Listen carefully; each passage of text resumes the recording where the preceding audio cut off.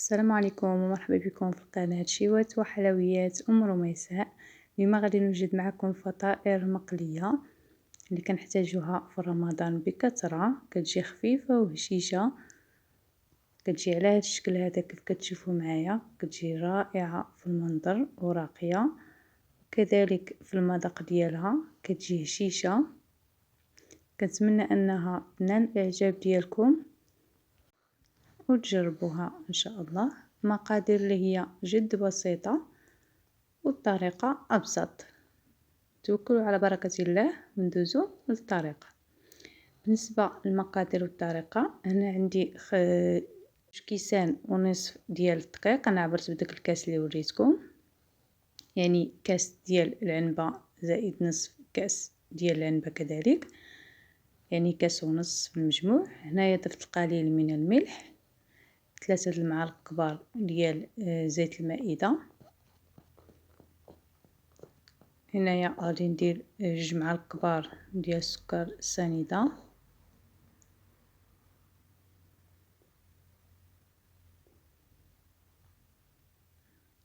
غادي نزيد كذلك 1 المعلقة صغيرة ديال الخل، خل ابيض او الخل العادي بحال. غادي نخلط هاد المكونات مع بعضها حتى كيترمل ليا داك الدقيق.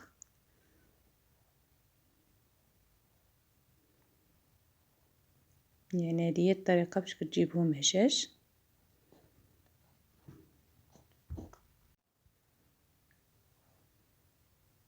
من بعد هنا غادي نزيد واحد الياغورت ديال الفاني،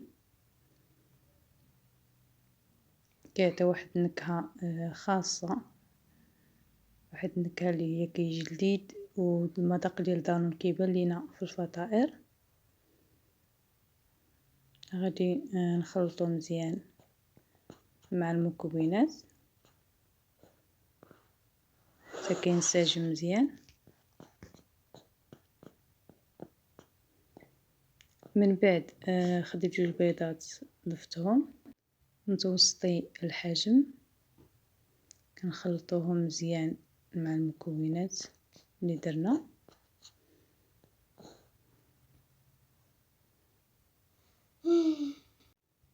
من بعد غادي ناخذ واحد الفانيلا غنضيفها حتى هي كتعطينا نكهه رائعه،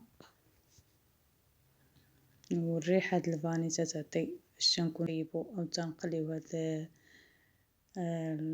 الفطائر، كتعطينا واحد الريحه تتكون منهم رائعه جدا، وفي المذاق كذلك تنحسوا بهاد النكهه ديال الفاني. زدت هنايا 2 خمارات ديال الحلويات. هنا عندي كأس ديال الحليب، غنبدا نضيف شويه بشويه حتى تجمع لينا ديك العجينه، ما نديروش دفعه واحده، غير شويه بشويه يعني تدريجيا. ما غاديش نحتاج ديك الكاس كامل، هانتوما غادي تشوفوا معايا بان الكاس ما غاديش نكبو كامل، لان العجينه ما خصهاش تجي جاريه، يعني كتجي لينه بهذا الشكل هذا. نتوما تبقاو تضيفوا الحليب شويه بشويه، شوفوا العجينه تجمعت لكم صافي، لا داعي انكم تزيدوا الحليب. هنا كي شفتوا معايا ها هي العجينه تجمعت لينا، وما كملتش الكاس ديال الحليب، يلا تقريبا شي 4 المعالق كبار ديال الحليب هما باش جبعت العجينه. صافي غادي ناخذ هاد العجينه هادي، غادي ندلكها شويه، غير شويه، غير باش ينسجموا لينا داك العناصر اللي فيها بهذه الطريقه هذه. من بعد غادي نرش سطح العمل بالدقيق، وغادي نبدا نطلق بها بالدلاك على هذه الطريقه، ما نديروهاش رقيقه بزاف وكذلك ما نخليوهاش غليظه، يعني العجينه ديالنا تكون ما بين وبين. الا جات رقيقه بزاف باش ما يجيوش الفطائر ديالنا يابسين، كيجيو هما هادوك، يعني العجينه خصها تكون متوسطه. هنايا خديت الكأس وبديت كندير على شكل هلال. هانتوما كتجي على هاد الشكل هذا، كنديروها على شكل هلال. كنستمر حتى تنسالي العجينه ديالي مشكله على شكل هلال. من بعد عاد ندوزو باش نبداو نقليو فيها.